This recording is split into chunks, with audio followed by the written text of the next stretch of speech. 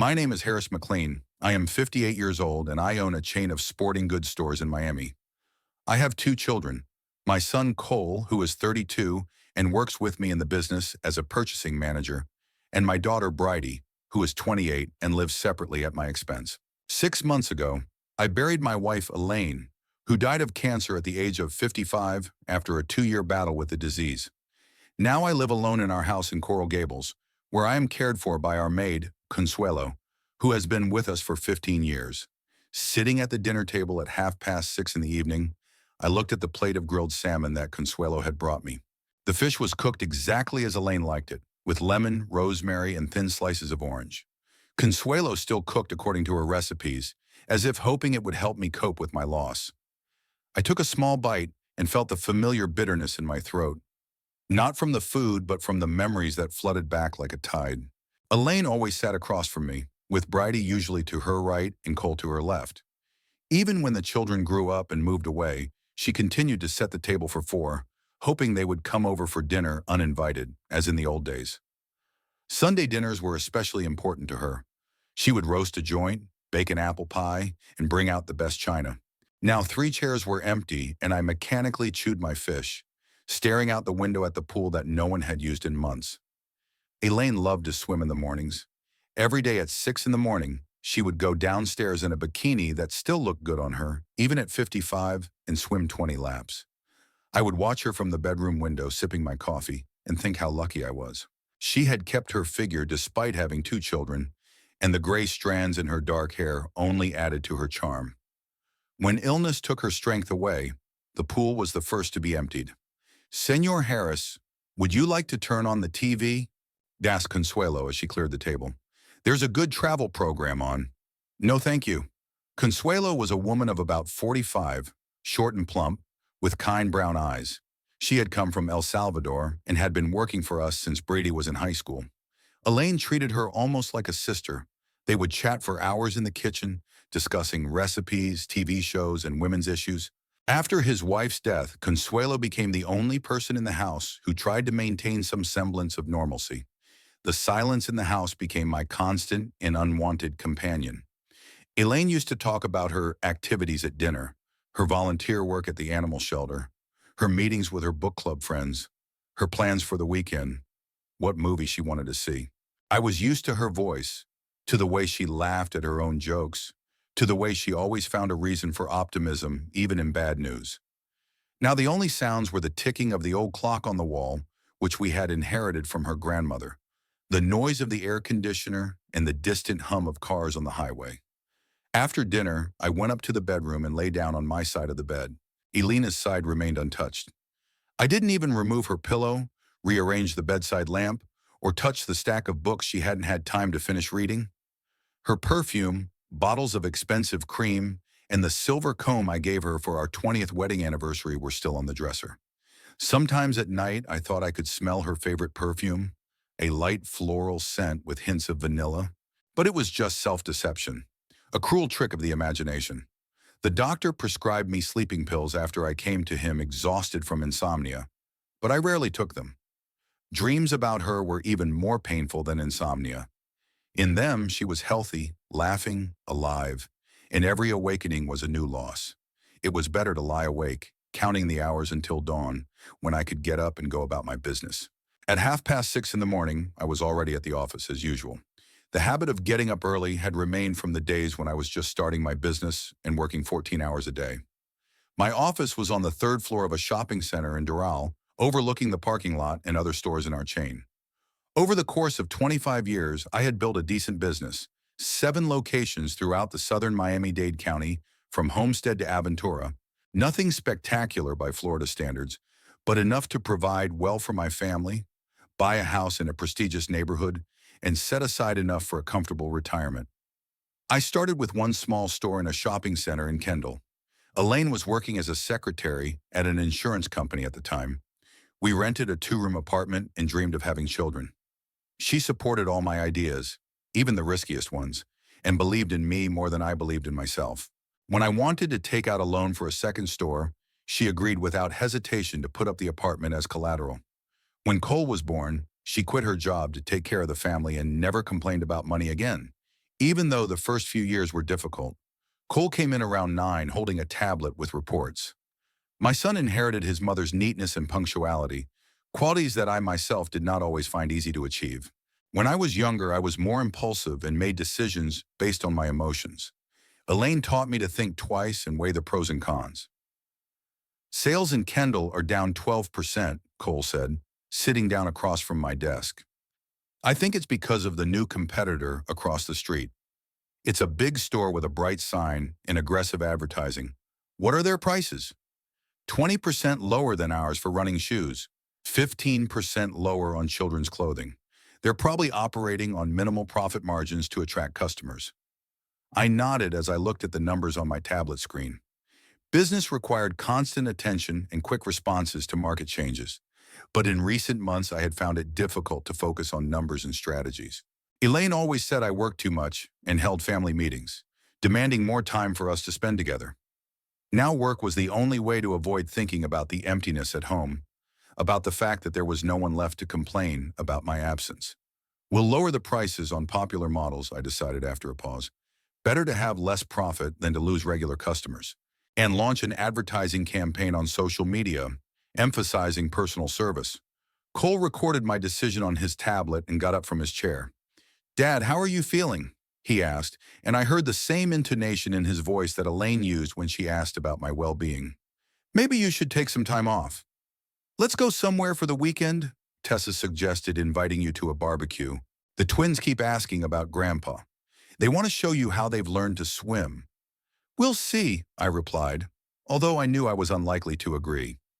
The children's laughter and family fun only intensified my loneliness, reminding me of what would never be again. Elaine adored her grandchildren, spending hours with them, reading stories and baking cookies. Ivy and Ethan were a source of endless joy for her, especially after the doctors said that Brita would most likely never have children. After lunch, I was sorting through supplier documents, comparing prices for a new collection of athletic shoes, when Dexter Regan walked into the office without knocking. My best friend looked impeccable as always. Light linen suit, tanned face, gray hair neatly combed back. At 60, he retained the energy and optimism of a 20-year-old, which sometimes annoyed me and sometimes made me jealous. "Harris, buddy, you look terrible," he said, plopping down in the visitor's chair and crossing his legs. "Thanks for your honesty. When was the last time you shaved your beard properly? And that suit hangs on you like a coat hanger." Elaine wouldn't recognize you. Dexter was right, and we both knew it. Over the past few months, I had lost about 7 pounds and had practically stopped caring about my appearance. Elaine always chose my clothes, took me to her hairdresser, reminded me when it was time to update my wardrobe. Without her, I had reverted to my bachelor habits, wearing the same thing until it was completely impossible. "Listen, I have a suggestion," Dexter continued, pulling an expensive pair of sunglasses out of his jacket pocket. "Tonight at the Fontainebleau Hotel, there's a charity reception for a children's fund. Senator Gomez's wife is organizing it. There will be a lot of decent people, good food, live music, and an open bar. Will you come with me?" "I'm not in the mood for social events." "That's exactly why you need to go. You're becoming a recluse, and that's not healthy. Elaine wouldn't want to see you like this, gloomy and unshaven." The mention of my wife made me wince. Everyone around me felt it was their duty to remind me of what Elaine would have wanted, as if they knew her better than I did. But Dexter was the only person I allowed such liberties. We had been friends for too long. "Besides," he added with a sly smile, "there will be lots of interesting people there. Maybe you'll meet someone." "Dexter, I'm not talking about a serious relationship, just normal human interaction. You remember what it's like to talk to people, right?" He leaned forward, his face serious. "Harris, I understand that you're hurting, but you can't sit in this office and at home forever. Life goes on, whether you want it to or not. I won't take no for an answer," he added, rising from his chair. "I'll pick you up at 7 o'clock. Put on something decent, shave, and try to look like a living person." After he left, I sat for a long time looking out the window at the parking lot where customers were loading their purchases into their cars. Dexter had known me for 30 years. We met in 1984 when he was just opening his first car dealership, and I was launching my first store. We were both young, ambitious, and a little naive. Our wives became friends even faster than we did. Elaine and Rose spent every weekend together, shopping, going to the spa, planning vacations together. Rose died 5 years ago from a stroke, suddenly and quickly. I saw how Dexter coped with his grief. He threw himself into his work, started traveling more, even had an affair with a young secretary. Elaine criticized him for it, saying he was betraying Rose's memory. Now I understood him better. If anyone could get me out of the house for something other than work, it was Dexter. He was the only one who didn't tiptoe around me, who wasn't afraid to tell me the truth to my face. At 5:30, I closed the office and drove home along the familiar route through Kendall and Pinecrest. Miami greeted me with its usual traffic jams, heat and humidity, which forced the air conditioner to run at full power. Consuelo had already left, leaving a note that dinner was in the fridge, chicken with rice and avocado salad. I went up to the bedroom and opened the closet. Elaine had bought me the dark blue suit 2 years ago for our 27th wedding anniversary. We were going to dinner at the French restaurant in South Beach, where we had spent our honeymoon. Back then, the suit fit perfectly, emphasizing the figure I maintained by playing tennis regularly. Now it was a little big, but it still looked decent. Next to the suit hung Elaine's black dress, which she never got to wear. She bought it for some corporate event, but she got sick and canceled her plans at the last minute. I couldn't bring myself to throw her things away. They reminded me that she was real, that our life together was not a dream. As I took a shower, I thought about how this would be my first outing since the funeral. Many people came to see us then. Business colleagues, neighbors, Elaine's friends from her volunteer organization, distant relatives I hadn't seen in years. Everyone expressed their condolences, offered help, and said the right words about what a wonderful woman my wife was. But then life went on. The phone rang less often, and the house was finally empty. Around 7, I called Bridie. My daughter lived in an apartment on Brickell Avenue overlooking the bay. I had bought the property as an investment, but it turned into a gift for my daughter. Bridie picked up after the 5th ring, and I could tell from her voice that she was lying by the pool on the roof of the building. "Hi, Dad. How are you?" "Fine, at work." "How are you, sweetie?" "Bored out of my mind. I've been lying by the pool all day, reading some romantic nonsense that Samantha recommended. Can you imagine the heroine falls in love with her boss?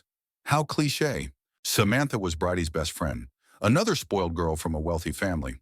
They went to spas together, dined at expensive restaurants, and spent their parents' money on shopping. "How about you?" "You sound better than usual." "I'm going to a reception with Dexter today." "A charity event." "Oh, that's great. It's about time you got out of the house.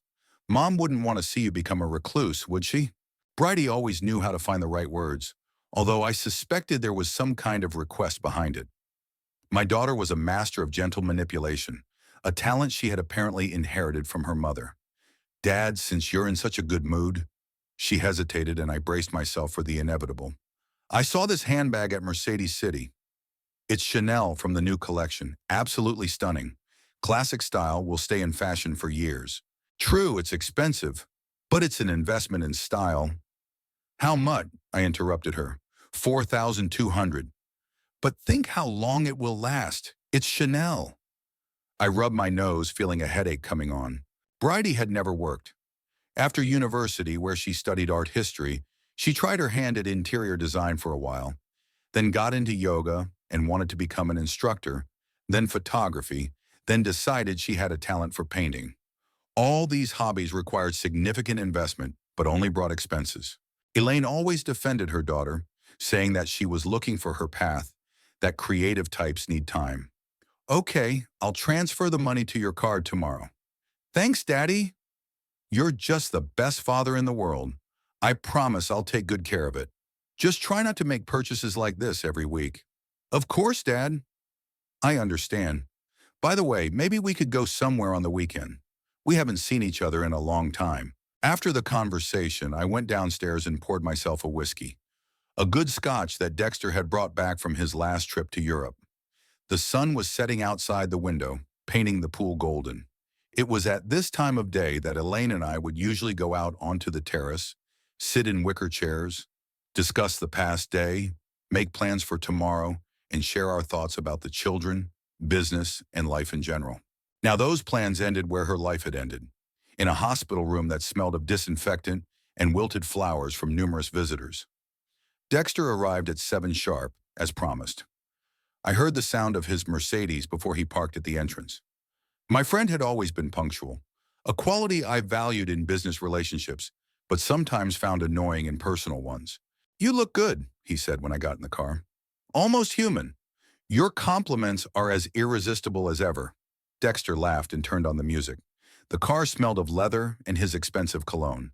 We drove through evening Miami toward Miami Beach, and I looked out the window at the familiar sights: palm trees, neon signs, endless shopping malls. The city was going about its usual business, full of energy and bustle, and I felt like an observer looking at it all through glass. "Tell me about this reception," I asked. "It's an annual event to benefit a fund for children with cancer. It's organized by Martha Gomez, the senator's wife. Tickets cost $500, so the crowd will be decent. Usually about 300 people show up: doctors, lawyers, business people, politicians. Why do I need this? Because you've been sitting at home like a monk for 6 months. It's time to remind the city that Harris McLean is still alive." The Fontainebleau Hotel greeted us with marble splendor and a crowd of people in expensive suits and evening gowns. A jazz trio played in the spacious lobby, and waiters served champagne and canapes. I immediately recognized several faces: business colleagues, Elaine's acquaintances, neighbors. Some nodded to me from afar, but didn't rush over. Probably didn't know what to say. "See the tall brunette at the bar?" Dexter pointed to a woman in an elegant black dress. "I see her. Dr. Patricia Ramos, cardiac surgeon at Jackson Memorial. Recently divorced, 2 grown children. Smart, successful, good-looking Dexter. Just getting you up to speed." Food for thought. We took some champagne and headed to the main hall, where a buffet was set up. The organizers had gone to great lengths. The tables were decorated with white orchids, live music was playing, and large screens showed videos about the foundation's work. Children in hospital wards, doctors, parents with tears in their eyes. The usual set for such events. "Harris!" What a surprise. Gloria Ventura, the wife of the owner of a large restaurant chain, approached me. We had known each other for 10 years, meeting at various events. "Gloria, how are you?" "Fine, thank you. How are you holding up?" "Ricardo and I were very worried about you after—" She paused. "Thank you for your support. I'm slowly getting back to normal." "That's right. Elaine wouldn't want to see you sad. She was such a cheerful woman." Gloria talked for a few more minutes about the foundation's work, her children, her vacation plans, and then excused herself and went to talk to other acquaintances. Such conversations were inevitable. Everyone wanted to express their sympathy, but no one knew how to do it naturally. "Let's go to the seafood table," Dexter suggested. "They have oysters from Louisiana." We moved slowly through the room, stopping to talk to different people. Dexter introduced me to a couple of new acquaintances: the owner of a chain of fitness clubs and his wife, who organized weddings. The conversation was typical for such events, about business, real estate, gas prices. It was near the seafood table that I saw her. The woman was standing slightly apart from the main crowd, holding a glass of white wine in her hand. She was wearing a simple dark blue dress without any frills, but one that emphasized her slender figure. Her dark hair was gathered into an elegant bun, and her only jewelry was a pair of small pearl earrings. She was about 48, maybe 50, and she looked naturally beautiful, without the tension that often comes with women trying to look younger than their age. "Who is she?" I asked Dexter. "No idea, but you've been staring at her for 10 seconds. Don't exaggerate. Let's go introduce ourselves." Dexter walked decisively toward the woman, and I had to follow him. "Good evening," he said with a charming smile. "Dexter Reigen, and this is my friend Harris McLean." The woman turned to us and I saw her eyes. Gray-green, attentive, with slight wrinkles at the corners that suggested she laughed often. "Serena Walker," she introduced herself, shaking our hands. "Nice to meet you." "Is this your first time at this event?" Dexter asked. "Yes, my friend persuaded me." "She's a doctor at a children's hospital and participates in the organization every year." "And you?" "Harris has been supporting the foundation for 3 years," Dexter lied. "He has a big heart." I felt myself blushing. In fact, this was the first time I had heard of this foundation. That's wonderful, Serena said. Organizations like that do really important work. What do you do? I asked. I work as an administrator at a medical center in Coral Gables. Nothing heroic, just regular office work. Harris is from Coral Gables too, Dexter said. He owns a chain of sporting goods stores. Really? We must be neighbors and not know it. There was a pleasant warmth in her voice, without any affectation or coquetry. Serena spoke calmly, maintained eye contact, and didn't get distracted by other people in the room. I'll be nearby, Dexter announced with a meaningful smile. I want to find that heart surgeon you told me about. And he disappeared into the crowd, leaving us alone. Your friend is very active, Serena remarked. That's an understatement. Dexter considers it his duty to arrange the personal lives of all his acquaintances. And is he any good at it? So far, I'm his first project in that area. Serena laughed, and the sound of her laughter seemed strangely familiar to me, even though we had only just met. Then let's not disappoint him. Tell me about your business. We talked almost nonstop for the next hour. Serena turned out to be an interesting conversationalist. She read a lot, was interested in art, and had traveled to Europe several times. We discussed books we had read recently, talked about travel, and how Miami had changed in recent years. Do you like to read? She asked. I used to read a lot. Lately, I haven't had the time. I understand. Everyone has periods when it's difficult to concentrate on books. There was no curiosity or desire to find out more in her voice. She simply accepted my answer as a given, and that was nice. What are you reading? I'm rereading Hemingway. The Sun Also Rises. It's amazing how differently you perceive the same books at different ages. I agree. At 20, I read him for adventure. At 40, for philosophy. And now? Now, probably for the understanding of how people cope with loss. She nodded without asking any questions, and I felt grateful for her understanding. Have you ever been to Paris? Serena asked. Yes, several times. Have you? I was there last spring. I went alone, which turned out to be a wonderful decision. I could sit in a cafe in Montmartre all day, reading and watching people. And what were your impressions? Paris lived up to all my expectations. I especially like the small museums that aren't crowded with tourists. The Rodin Museum, for example. We talked about Paris, French cuisine, and whether it's worth learning languages in adulthood. Serena told me that she had started learning Italian and dreamed of going to Tuscany. I shared my plans to expand my business and open a store in Orlando. What about your family? I asked at one point. I was married, but I got divorced 7 years ago. I don't have children, which sometimes feels like a loss and sometimes like freedom. What about you? 2 children, already grown up. My son works with me. My daughter is finding herself. And your wife? She died 6 months ago. I'm very sorry.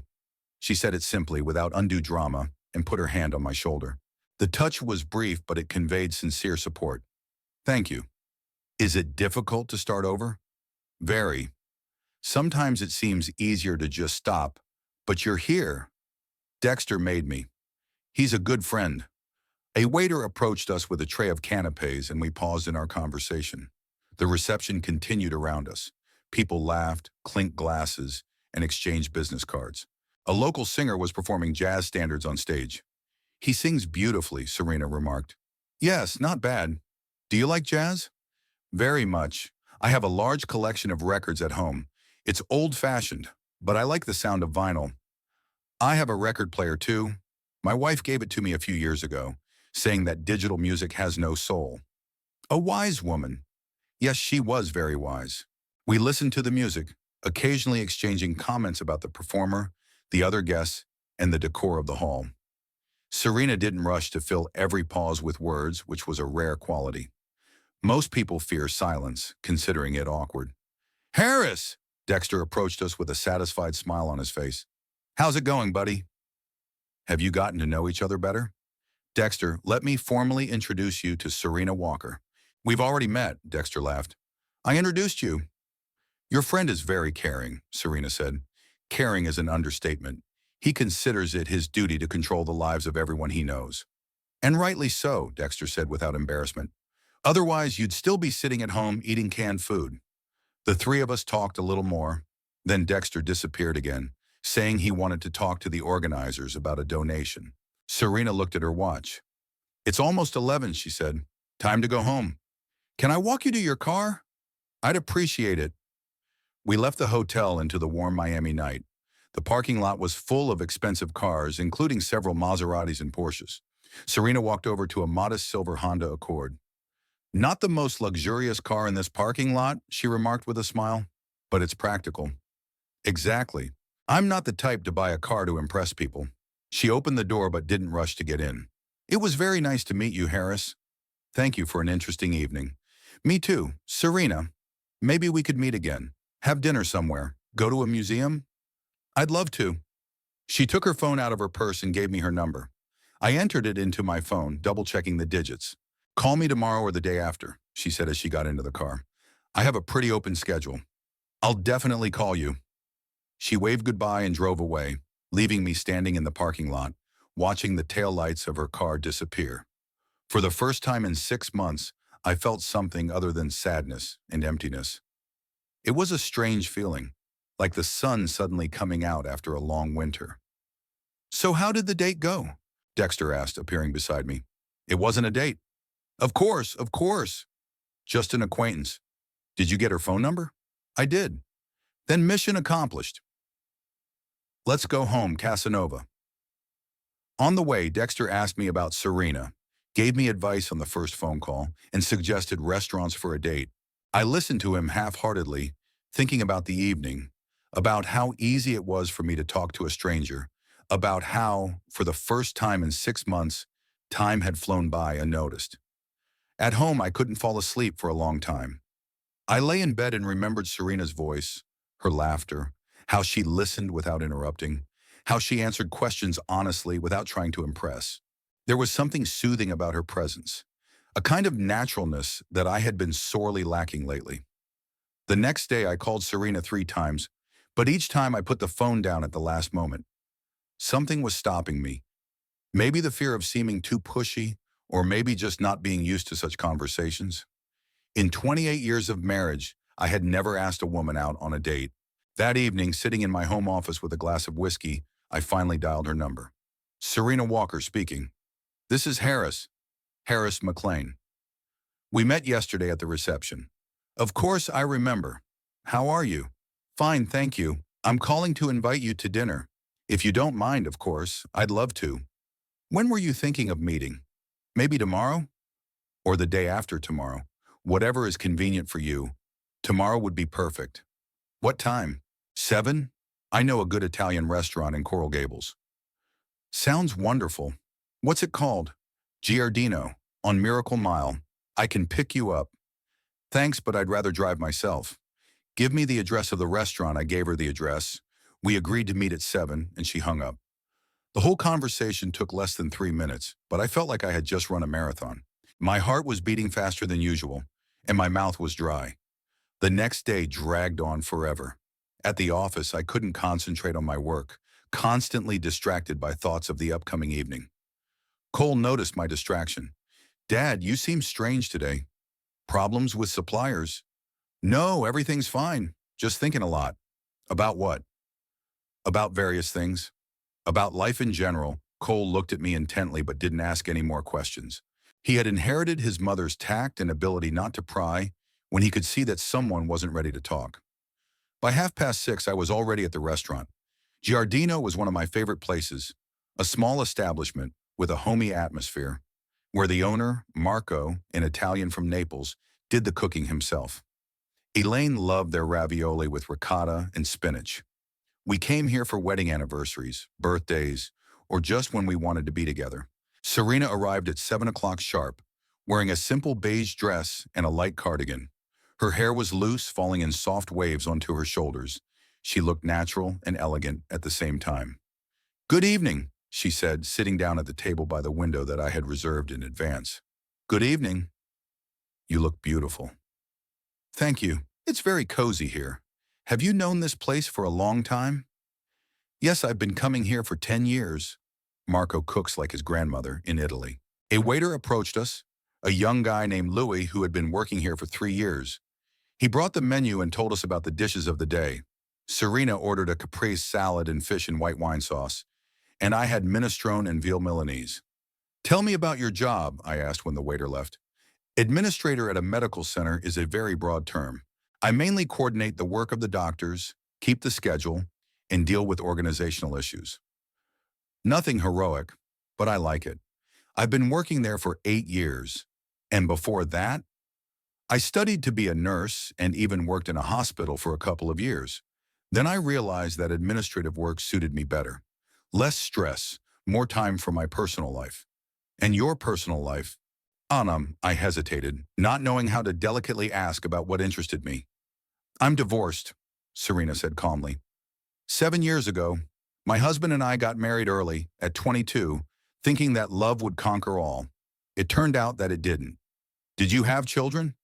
Unfortunately, no. We tried, but it didn't work out. That was one of the reasons for the divorce. Michael really wanted children, and so did I. When it became clear that the problem was with me, our relationship began to deteriorate. She spoke about it without bitterness, as if she were telling someone else's story. Do you have any regrets now? About the divorce? Number. We parted as friends, and we even talk on the phone sometimes. Michael got married a year after the divorce, and now he has 2 children. I'm genuinely happy for him. What about not having children? Serena thought for a moment, twirling a glass of wine in her hands. That's a difficult question.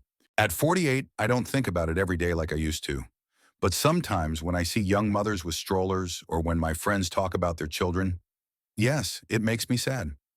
I understand. And you, I remember, have 2 children? Yes, Cole and Bridie. Cole works with me.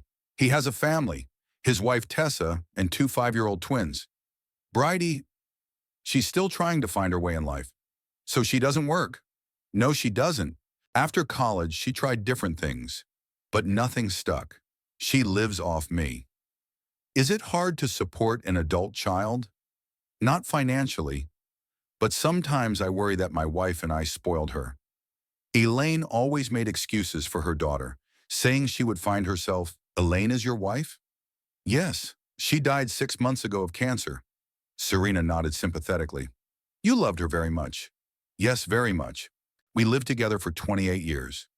That's very rare these days. You were lucky. Lucky to have lived together for so long, but unlucky that it ended so soon. The first courses were brought out, and we switched to lighter topics. Serena talked about her travels. She had traveled almost all over Europe, been to Japan, and dreamed of going to Australia. I shared my business plans and told her how I started with one store. What attracts you to the sporting goods business, Horn? She asked. To be honest, it was by chance. When I was younger, I played tennis and knew a lot about equipment. When it came time to choose a business, it seemed logical to sell what I knew. Do you have any regrets? No. The work brings in a steady income and allows me to provide for my family. It may not be the most creative occupation, but it's honest. Creativity is overrated. Consistency and reliability are more important. We ate and talked about work, about Miami, about how the city has changed in recent years. Serena was an easy conversationalist.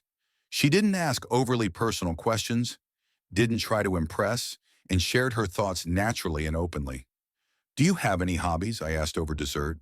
I read a lot, go to the theater, sometimes paint with watercolors, although I'm not very good at it. I also have a cat named Oscar. I picked him up on the street 3 years ago, and now he's the rightful owner of the apartment. Elaine loved cats too. She said they understand people better than dogs. I agree. Cats don't pretend to love you for food. If a cat is attached to you, it means he really likes you. We stayed in the restaurant until 10 o'clock in the evening. The conversation flowed easily, and time flew by unnoticed. When the waiter brought the check, Serena tried to pay for herself, but I insisted that I had invited her. Thank you for a wonderful evening, she said as we walked out to the parking lot. Thank you. I really enjoyed myself. Maybe we can meet again? Definitely. I'll call you. She got into her car and drove away, and I stood in the parking lot, thinking that for the first time in 6 months, I had spent an evening without constantly thinking about Elaine. It was a strange feeling, like betrayal and liberation at the same time. In the weeks that followed, we met regularly. We went to the movies, walked along the Key Biscayne waterfront, and dined at various restaurants. Serena showed me a small gallery in the design district that exhibited the work of local artists. I took her to a tennis match where an old friend of mine was playing. Gradually, we got to know each other better. Serena turned out to be a person of steady habits. She got up at 6 in the morning, did exercises, and ate oatmeal with fruit for breakfast. On weekends, she went to the farmer's market, bought organic products, and cooked for the whole week. She read before bed, didn't watch TV, and listened to classical music while doing housework. "You're a very organized person," I remarked once. After the divorce, I had to learn to plan my life on my own. Before, my husband decided everything: where to vacation, what to buy, even what to cook for dinner. Now I'm responsible for my own decisions. Isn't it boring to live by a schedule? On the contrary, it gives me freedom. When routine tasks are automated, I have more time for interesting things. I liked her practicality, her lack of whims and unexpected demands.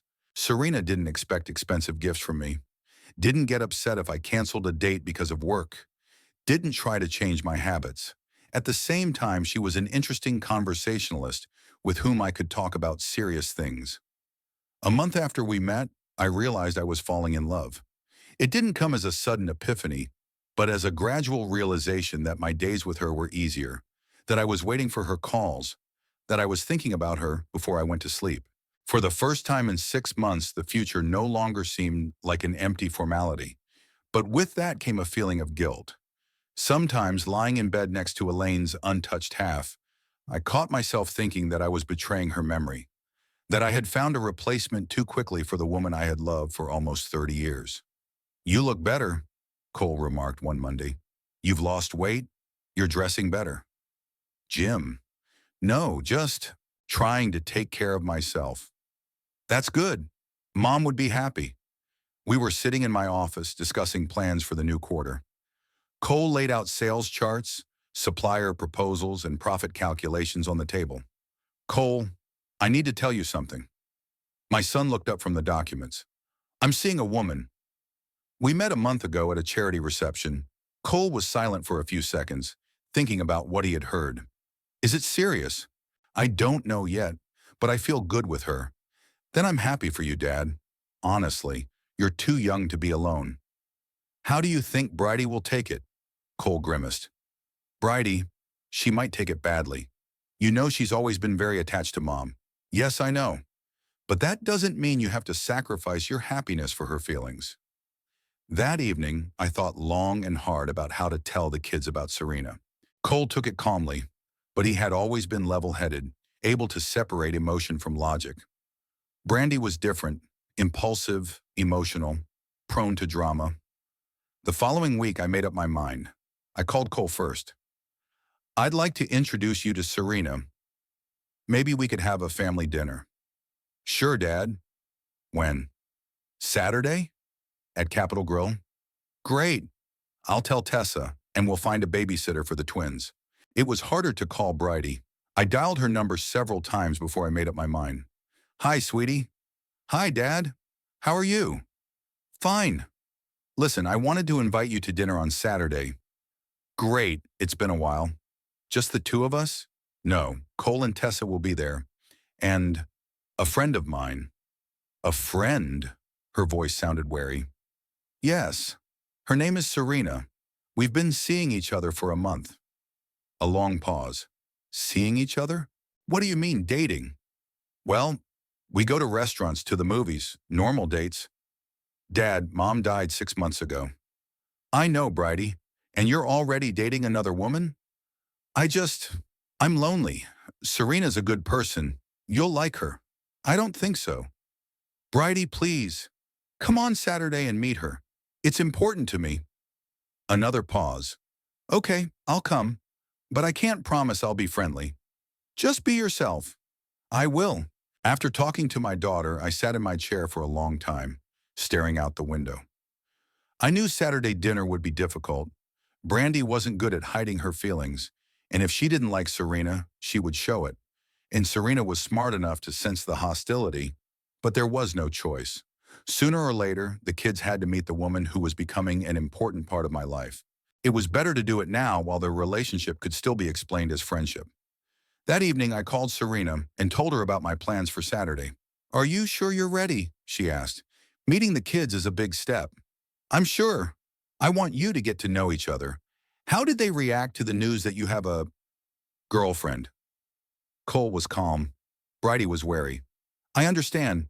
At her age, it's hard to accept that her father might be in a relationship with another woman. Yes, but I hope she'll understand. She'll like you, we'll see. The main thing is that the evening goes without a scandal. Serena was right. The main thing was to avoid a scandal. But something told me it wouldn't be that easy. Saturday evening began with me changing my shirt 3 times. The first one seemed too formal, the second too youthful, and the third was just right for a family dinner. I realized that I was more nervous than I had been before important business negotiations. Capitol Grill was one of the best steakhouses in Miami, a place where our family celebrated important events. Birthdays, graduations, promotions, everything happened at the tables of this restaurant.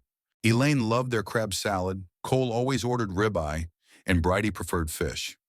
I arrived first at 6:30 and asked for a table in the far corner of the room, away from the other diners. The last thing I needed was witnesses to a family drama, if it happened. Serena arrived at 6:45, wearing an elegant dark green dress and a pearl necklace. She looked flawless, but I could see a slight tension in her movements. How are you? She asked, sitting down next to me. I'm nervous, to be honest. Me too. The last time I met someone's children was 20 years ago, when I was dating a classmate at university. Everything will be fine. Cole is a calm guy, and Tessa is a nice woman too. And Bridie, well, Bridie can be difficult, but she's not mean. I hope you're right. Cole and Tessa arrived right on time at 7.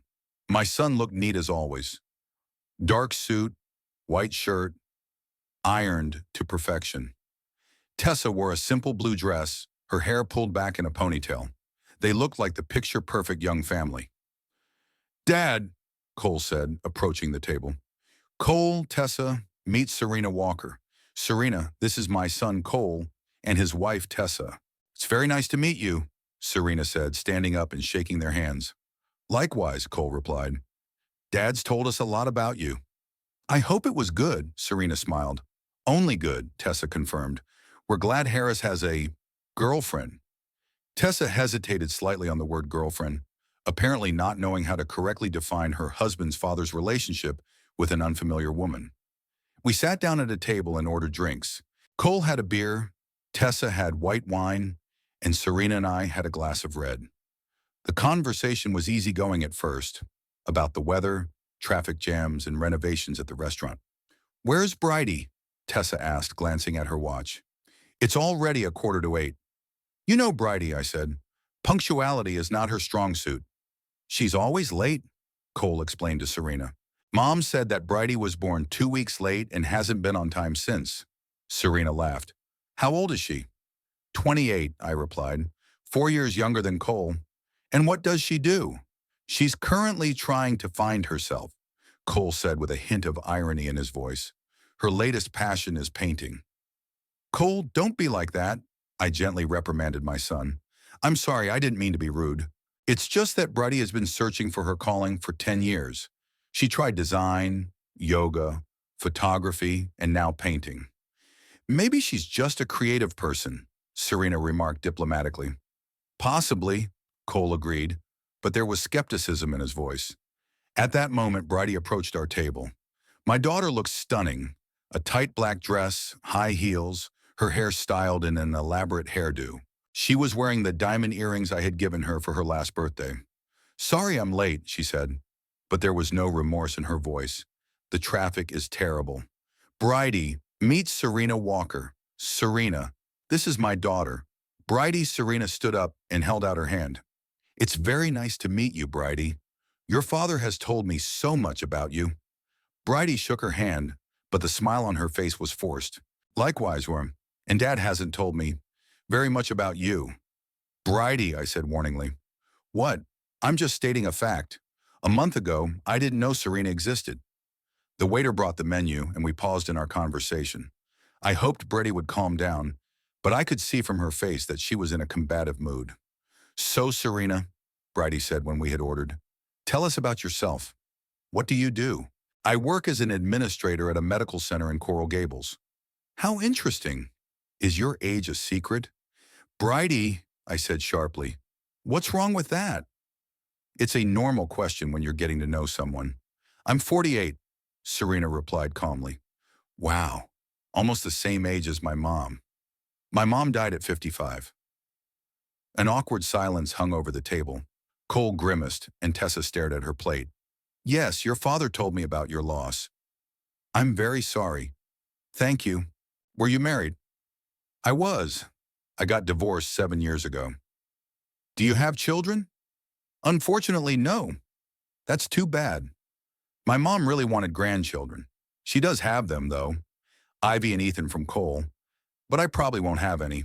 The doctors say I have problems with my reproductive system. Bridie, why are you talking about this? Cole said. What's the big deal? We're getting to know each other, sharing information about our families. Serena remained calm, but I could see that it was difficult for her. Bridie, maybe we should talk about something else, I suggested. Sure, Daddy. Serena, how long have you known my father? A month. We met at a charity reception. How romantic. What attracted you to him? Bridie, stop it, I said. I'm just curious. Serena, don't mind Dad. He's always been overly sensitive. Answer honestly, what attracted you to him? Serena looked closely at Bridie, as if assessing whether to continue this game. Your father is an interesting conversationalist. He's smart, educated, and has a good sense of humor. Did the fact that he's a wealthy businessman play a role? Bridie, I exploded. What? I'm asking normal questions. Nowadays, many women are looking for financial stability. I'm financially independent, Serena said calmly. I have a job, an apartment, a car. I don't need financial stability from your father. Of course. Where is the apartment?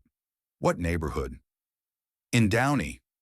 Oh, that's not the most prestigious neighborhood, is it? What kind of car? A Honda Accord. Not a Mercedes or a BMW, Bridie remarked with a sly smile. Bridie, stop it right now, I said sternly. Dad, I'm just trying to learn more about your new girlfriend. Or what should I call her? Lover, mistress. Enough! Cole put his hand on my shoulder. Dad, calm down. Bridie, you're crossing the line. What line? My father buried his wife 6 months ago, after 28 years together, and now he's dating a woman who's clearly after his money. And I'm not allowed to ask questions? That's not true, I said. Serena isn't like that. Sure, Dad. All women your age meet men for their beautiful eyes and sense of humor, especially if the man is a widower with money. Serena put her glass on the table and looked intently at Bridie. Bridie, I understand that you're upset about your mother's death. I understand that it's hard for you to see your father with another woman, but your suspicions are unfounded. I'm not after your father's money. Oh, sure. Then what is it? Love at first sight?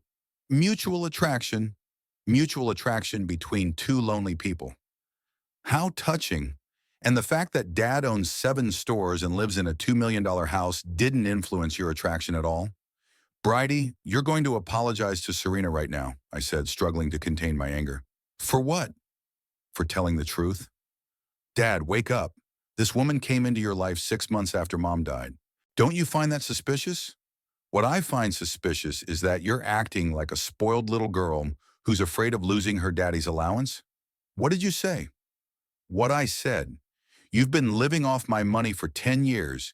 You don't work, and now you're afraid that someone might take your place. Bridie turned pale. How can you say that?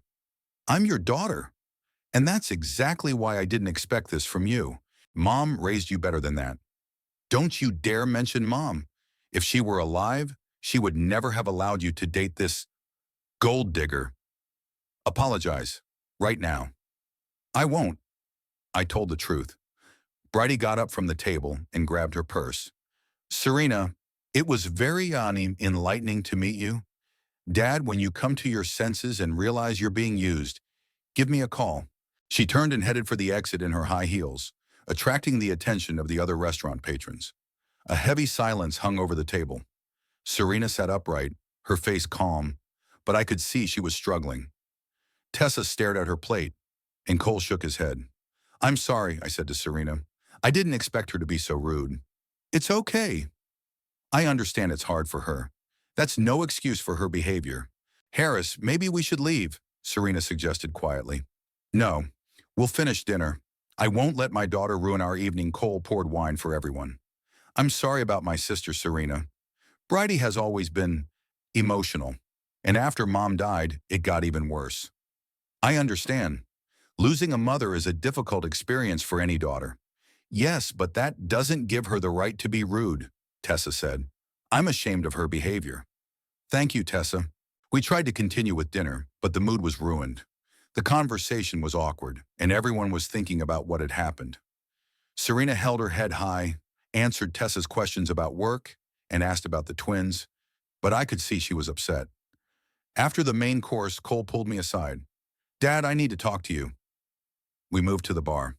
I'm sorry about Bridie. She behaved appallingly. Yes, she did, but I understand why. She's afraid of change. That's no excuse. Serena is a good woman, and you have a right to a personal life. Thank you, son, but listen to my advice. Give Bridie time to cool off. It's her birthday in a week. Maybe you should try talking to her then. Do you think she'll agree? I think so. Bridie loves you, despite all her quirks, and she loved Mom. Maybe if you explained to her that Mom would want to see you happy. We'll see.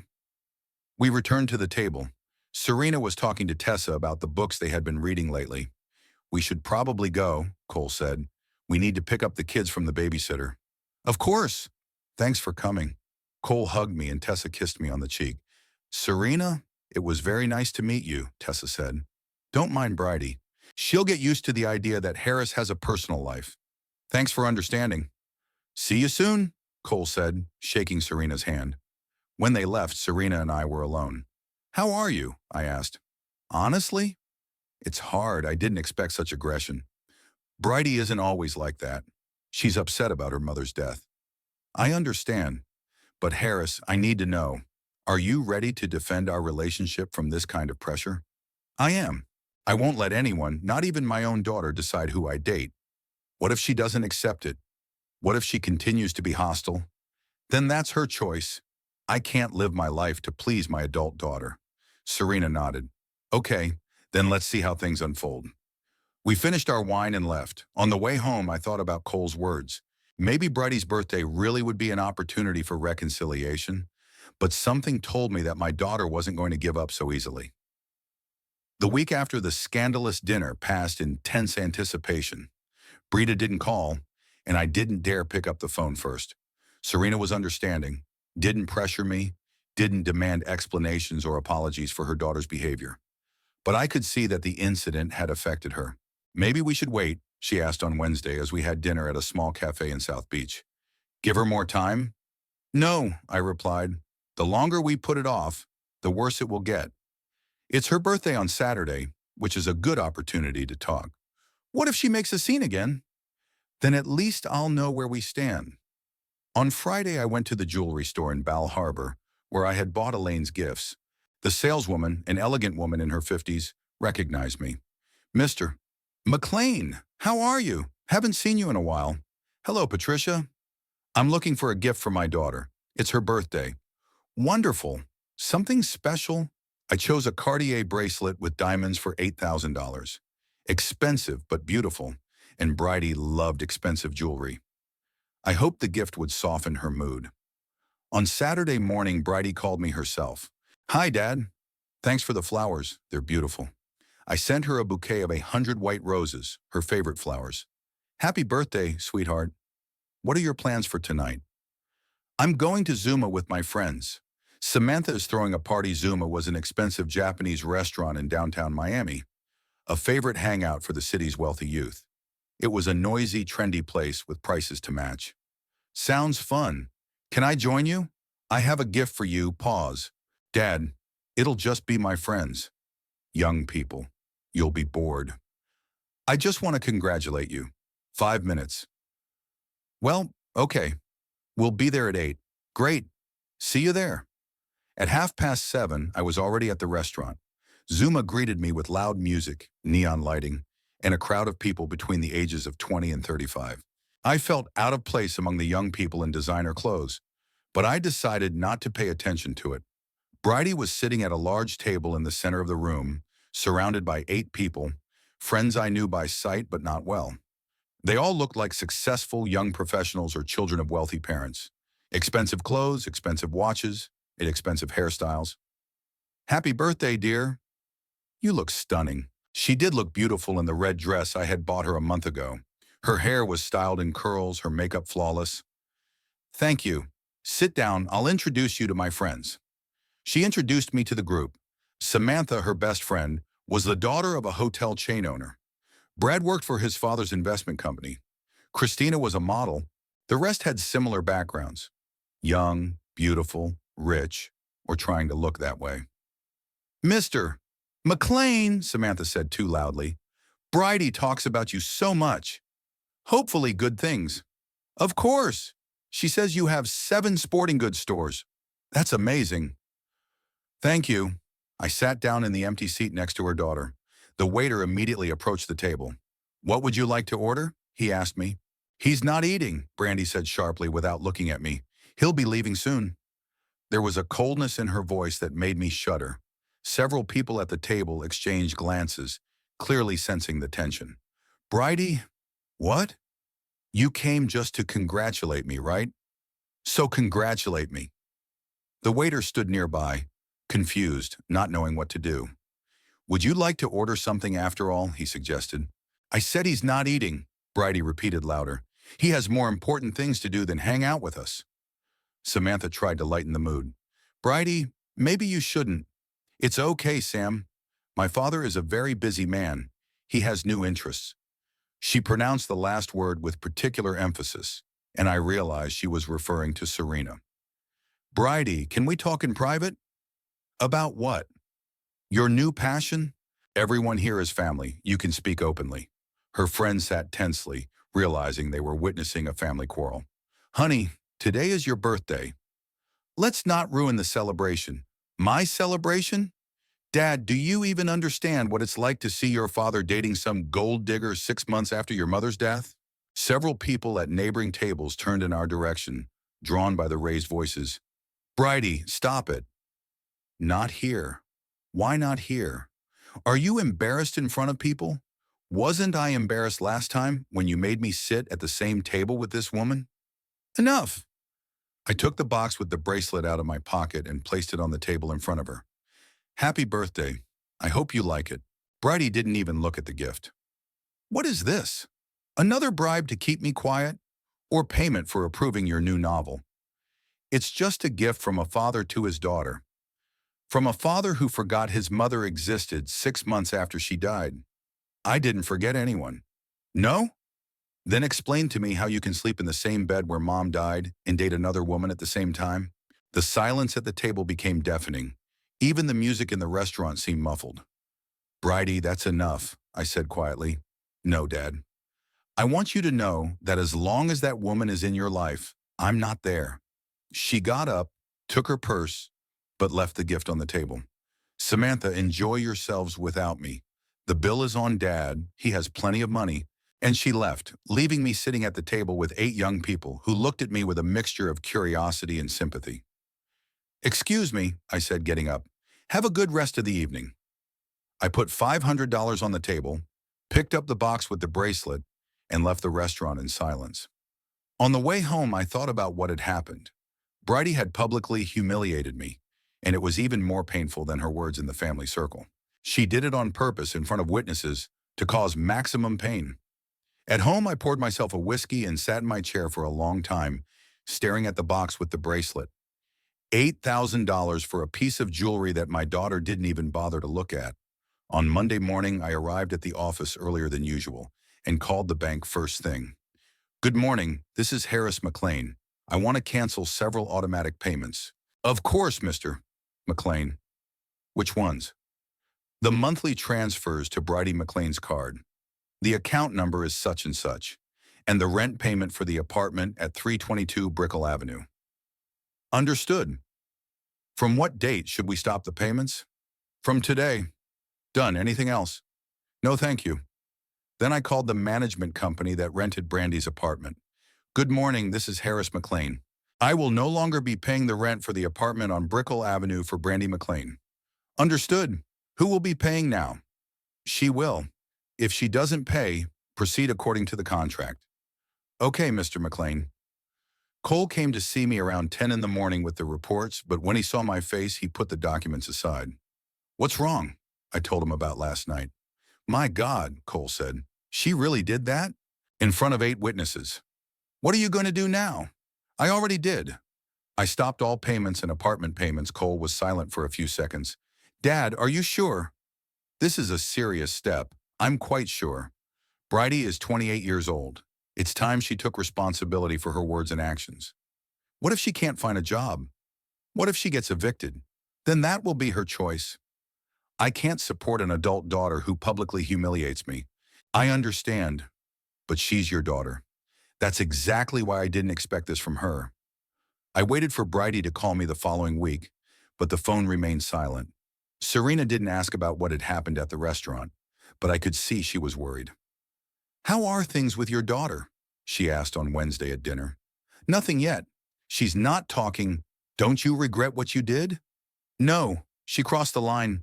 But you love her. Of course I do. But love doesn't mean you have to put up with disrespect. On Friday, the management company called me. Mr. McLean, we've had to begin eviction proceedings against Bridie McLean. She hasn't paid her rent for the current month. I see. She claims you've changed your mind and will resume payments. No, I won't. Then we are forced to act in accordance with the contract. The apartment must be vacated in a week. Okay. The following Wednesday morning, I was working in the office with supplier documents when the door flew open and Brandy burst into the office. She didn't look her best. Her hair was disheveled, her clothes were wrinkled, and her eyes were red from crying. Dad, what have you done? Good morning, Bridie. Have a seat. I won't sit down. I'm being evicted. Do you understand? I'm being evicted from my own apartment. It's not your apartment. It's a rented apartment that I paid for. It's the same thing. I've been living there for 3 years. You've been living there at my expense. I'm your daughter. You're obligated to support me. Bridie, you're 28 years old. I'm not obligated to support an adult. After everything you've done to me because of that whore of yours. Watch your language. I won't. She destroyed our family. Mom's not even cold in her grave, and you're already sleeping with someone else. That's not true, and you know it. What's not true? That you're sleeping with her, or that Mom just died? What's not true is that Serena destroyed the family. You're destroying the family with your behavior. Me, I'm protecting my mother's memory. You're acting like a spoiled little girl who's afraid of losing her privileges. Bridie moved closer to the table, leaning on it with her hands. Give me my money back, Dad. Give me my apartment back. I'm your daughter. You can't abandon me. I won't abandon you, but I won't support you until you apologize to Serena for your behavior. What? You heard me. Apologize to her for your insults and I'll resume payments. Are you crazy? I won't apologize to that gold digger. Then find a job. What kind of job? I don't know how to do anything. You'll learn. Other people manage somehow. Dad, please. Tears welled up in her voice. I can't live without money. I have habits, needs. Then it's time to get rid of them. You can't be so cruel. It's not cruelty, it's growing up. Bridie straightened up. Her tears dried. Her face hardened. Fine. Now I see your priorities. Some random woman is more important than your own daughter. Serena has nothing to do with it. It's your behavior. Of course she does. You're choosing between me and her, and you chose her. I'm choosing between respect and disrespect, and I choose respect. You know what, Dad? Go to hell with your respect, and your precious Serena can go to hell too. I hope you'll be happy together when you're all alone. She turned and headed for the door. Bridie, I called. What? If you change your mind, if you want to apologize, you know where to find me. You'll be waiting a long time. She slammed the door so hard that the windows rattled. I sat at the table, staring at the closed door. For the first time in my life, I felt that I could really lose my daughter. Not physically, but emotionally, forever. But there was no choice. If I gave in now, if I gave her the money back without an apology, Brandy would realize that she could manipulate me with tantrums and threats. And that would mean the end not only of my relationship with Serena, but of any attempt to build a new life. That evening, I told Serena about my conversation with my daughter. "How do you feel?" she asked. "Bad, but it's the right thing to do. Maybe we should try to find a compromise." "What compromise?" "She needs to understand that she can't control my life." "What if she doesn't understand?" "Then that's her loss, not mine." Serena took my hand. "Harris, I don't want to be the reason for the rift between you and your daughter." "You're not the reason. The reason is that I've let her act like a child for too long." "But still, no, Serena. I've made my choice, and I'm not going to change it." She nodded, but I could see the doubt in her eyes. And to be honest, deep down, I had my doubts too.